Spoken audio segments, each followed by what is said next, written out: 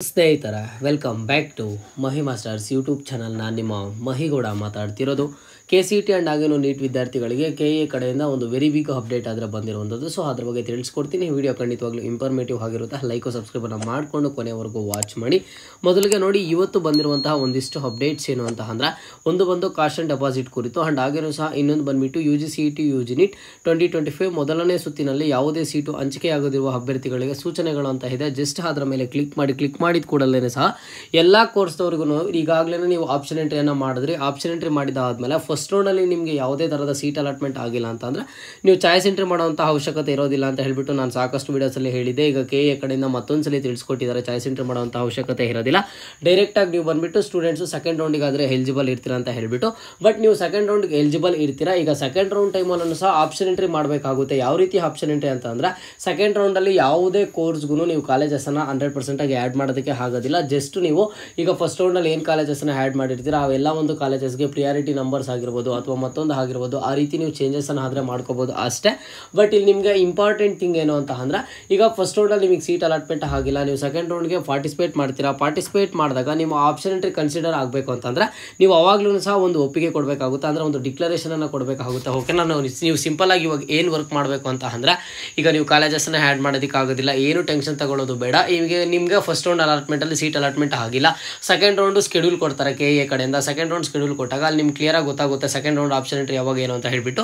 ಅವಾಗ ಜಸ್ಟ್ ಪೋರ್ಟಲ್ಗೆ ಲಾಗಿನ್ ಆಗಿ ಒಂದು ಡಿಕ್ಲರೇಷನನ್ನು ಕೊಟ್ಬಿಟ್ಟು ಒಂದು ಒಪ್ಪಿಗೆಯನ್ನು ಕೊಟ್ಟು ನಿಮಗೆ ಏನಾದರೂ ಆಪ್ಷನ್ ಎಂಟ್ರಿಯಲ್ಲಿ ಚೇಂಜಸ್ ಮಾಡಬೇಕು ಅಂತ ಅನಿಸಿದ್ರೆ ಚೇಂಜಸನ್ನು ಮಾಡಿ, ಅದರ್ವೈಸ್ ಏನು ಅವಶ್ಯಕತೆನೇ ಇಲ್ಲ. ಓಕೆನಾ, ಸೊ ಇದಾಗಿರುತ್ತೆ. ಆ್ಯಂಡ್ ನೆಕ್ಸ್ಟ್ ಇನ್ನೊಂದೇನು ಅಂತ ಅಂದರೆ, ಈಗ ನೀವು ಆಪ್ಷನ್ ಎಂಟ್ರಿ ಏನು ಮಾಡಿದ್ದೀರಾ ಆ ಒಂದು ಆಪ್ಷನ್ ಎಂಟ್ರಿಯಲ್ಲಿ ಏನಾದ್ರೂ ಸಹ ಒಂದು ಮೆಡಿಕಲ್ ಸೀಟ್ಸನ್ನು ಈಗಾಗಲೇ ನೀವೇನಾದರೂ ಒಂದು ದಾಖಲಿಸಿದ್ರೆ, ಅಂದರೆ ನಿಮ್ಮ ಒಂದು ಆಪ್ಷನ್ ಎಂಟ್ರಿ ಲಿಸ್ಟಲ್ಲಿ ಮೆಡಿಕಲ್ ಕಾಲೇಜಸ್ಸು ಮೆಡಿಕಲ್ ಕೋರ್ಸ್ ಏನಾದರೂ ಇತ್ತು ಅಂತ ಅಂದರೆ, ವೈದ್ಯಕೀಯ ಕೋರ್ಸ್ಗೆ ನೀವೇನು ಮಾಡಬೇಕು ಅಂತಂದರೆ ಕಾಸ್ಟ್ ಆ್ಯಂಡ್ ಡೆಪಾಸಿಟನ್ನು ಪೇ ಮಾಡಬೇಕಾಗುತ್ತೆ.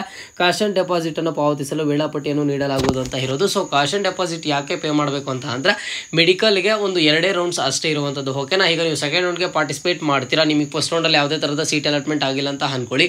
ನೀವು ಸೆಕೆಂಡ್ ರೌಂಡ್ಗೆ ಪಾರ್ಟಿಸಿಪೇಟ್ ಮಾಡ್ತೀರಾ. ಸೆಕೆಂಡ್ ರೌಂಡಿಗೆ ಪಾರ್ಟಿಸಿಪೇಟ್ ಮಾಡಿದಾಗ ಅಲ್ಲಿ ನಿಮ್ಮ ಒಂದು ಆಪ್ಷನ್ ಎಂಟ್ರಿ ಲಿಸ್ಟಲ್ಲಿ ಒಂದು ಮೆಡಿಕಲ್ ಕೋರ್ಸ್ ಇರುತ್ತೆ. ಆ ಒಂದು ಮೆಡಿಕಲ್ ಕೋರ್ಸಸ್ ಅಂತ ಅಂದರೆ, ಈಗ MBBS ಏನು ಬರ್ತವೆ ವೈದ್ಯಕೀಯ ಕೋರ್ಸ್ಗೆ, ಆ ಒಂದು ಕೋರ್ಸ್ ನಿಮ್ಮ ಒಂದು ಆಪ್ಷನ್ ಎಂಟ್ರಿ ಲಿಸ್ಟಲ್ಲಿ ಇರುತ್ತೆ. ಸೆಕೆಂಡ್ ರೌಂಡಲ್ಲಿ ನಿಮಗೆ ಸೀಟ್ ಅಲಾಟ್ಮೆಂಟ್ ಆಗುತ್ತಲ್ವ, ಸೀಟ್ ಅಲಾಟ್ಮೆಂಟ್ ಆಗಿದ್ದಾದ್ಮೇಲೆ ಅಲ್ಲಿ ನಿಮಗೆ ಯಾವುದೇ ಥರದ ಕ್ಯಾನ್ಸಲ್ ಮಾಡ್ಕೊಳ್ಳೋದಕ್ಕಾಗಲಿ ಅಥವಾ ಮತ್ತೊಂದಕ್ಕಾಗಲಿ ಯಾವುದೇ ಥರದ ಅವಕಾಶವಾದರೆ ಇರೋದಿಲ್ಲ. ಓಕೆನಾ, ನೀಟ್ ಅಂಡರಲ್ಲಿ ಹೋಗುವಂಥ ಸ್ಟೂಡೆಂಟ್ಸ್ಗೆ. ಸೊ ಹಾಗಾಗಿ ಆ ಒಂದು ನೀವು ಕಾಸ್ಟ್ ಆ್ಯಂಡ್ ಡೆಪಾಸಿಟನ್ನು ಪೇ ಮಾಡಬೇಕಾಗುತ್ತೆ. ಕಾಸ್ಟ್ ಆ್ಯಂಡ್ ಡೆಪಾಸಿಟ್ ಪೇ ಮಾಡ್ತೀರಾ, ಆ ಒಂದು ಕಾಸ್ಟ್ ಆ್ಯಂಡ್ ಡೆಪಾಸಿಟಲ್ಲಿ ನಿಮಗೆ ಯಾವುದೇ ಥರದ ಮೋಸ ಆದರೆ ಆಗೋದಿಲ್ಲ. ನಿಮ್ಗೆ ಏನಾದರೂ ಈಗ ನೀವು ಮೆಡಿಕಲ್ ಕೋರ್ಸಸ್ ಜೊತೆಗೆ ಇಂಜಿನಿಯರಿಂಗ್ ಕೋರ್ಸಸ್ ಮತ್ತೊಂದು ಆ್ಯಡ್ ಮಾಡ್ಕೊಂಡಿದ್ರೆ ಆ ಒಂದು ಕಾಸ್ಟ್ ಆ್ಯಂಡ್ ಡೆಪಾಸಿಟ್ ಆದರೆ ನಿಮಗೆ ವಾಪಸ್ ಬರುತ್ತೆ. ಬಟ್ ನಿಮ್ಮ ಒಂದು ಆಪ್ಷನ್ ಎಂಟ್ರಿ ಲಿಸ್ಟಲ್ಲಿ ಏನಾದರೂ ಮೆಡಿಕಲ್ ಕೋರ್ಸ್ ಇತ್ತು ಅಂತಂದರೆ ನೀವು ಪ್ರತಿಯೊಬ್ಬರೂ ಸಹ ಕಾಸ್ಟ್ ಆ್ಯಂಡ್ ಡೆಪಾಸಿಟನ್ನು ಪೇ ಮಾಡಲೇಬೇಕು. ಅಂಡ್ ಜೊತೆಗೆ ಇಲ್ಲಿ ಯಾರು ಪೇ ಮಾಡುವಂಥ ಅವಶ್ಯಕತೆ ಇಲ್ಲ ಅಂತಂದರೆ, ದಂತ ವೈದ್ಯಕೀಯ ಮತ್ತು ಹೋಮಿಯೋಪತಿ ಸೀಟುಗಳಿಗೆ 2ನೇ ಸುತ್ತಿನಲ್ಲಿ ಭಾಗವಹಿಸುವುದಕ್ಕೆ ಕಾಸ್ಟ್ ಆ್ಯಂಡ್ ಡೆಪಾಸಿಟನ್ನು ಪಾವತಿಸುವ ಅವಶ್ಯಕತೆ ಆದರೆ ಇರೋದಿಲ್ಲ ಅಂತ ಹೇಳಿದ್ದಾರೆ. ಜಸ್ಟ್ ದಂತ ವೈದ್ಯಕೀಯ ಆ್ಯಂಡ್ ಹಾಗೇನೂ ಸಹ ಹೋಮಿಯೋಪತಿ ಕೋರ್ಸ್ಗಳಿಗೆ, ಅದನ್ನು ಬಿಟ್ಟರೆ ವೈದ್ಯಕೀಯ ಕೋರ್ಸ್ಗೆ ನೀವು ಪೇ ಮಾಡಬೇಕಾಗುತ್ತೆ.